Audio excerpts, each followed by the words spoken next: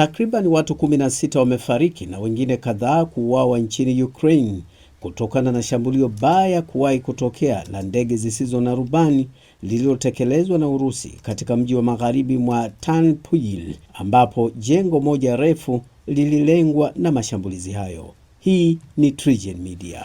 Kati ya watu hao 64 waliojeruhiwa, kati yao wapo watoto 14. Shambulio hili linatajwa kuwa ni la aina yake tangu Februari mwaka 2022 Urusi ilipoivamia rasmi Ukraine. Rais wa Ukraine Volodymyr Zelensky amesema Urusi ilifanya mashambulizi yapatayo 470 ya ndege hizo zisizo na rubani na kurusha makombora ya masafa marefu yapatayo 47 yaliyosababisha uharibifu mkubwa. Picha za video zimeonyesha jengo refu, ghorofa zake mbili zikiwa zimeharibiwa vibaya na kugeuka vifusi kutokana na mashambulio hayo.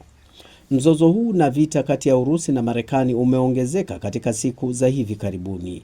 Marekani imeyawekea vikwazo vipya tena makampuni ya mafuta ya Urusi ya oil companies Rosneft na Lukoil Oil.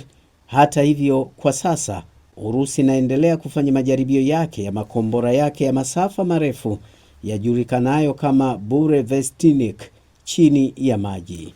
Rais wa Marekani Donald Trump tangu awali alijitangazia na kujinasibu kwamba ana uwezo mkubwa wa kumshawishi Rais Vladimir Putin kusitisha vita dhidi ya Ukraine, lakini hadi sasa anaonekana kugonga mwamba, na hasa akiwa anategemea zaidi jitihada za ushawishi binafsi kuliko mkondo rasmi wa usuluhishi.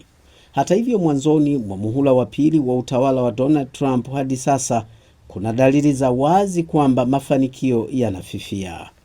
Trump amekuwa akitegemea zaidi kusimama yeye kama yeye na kutumia mahusiano binafsi katika usuluhishi, hatua ambayo baadhi ya wanadiplomasia wanaibeza, na kwamba msimamo binafsi wa kwake na matatizo yake binafsi yanaweza kukwamisha usuluhishi. Hii ni TriGen Media.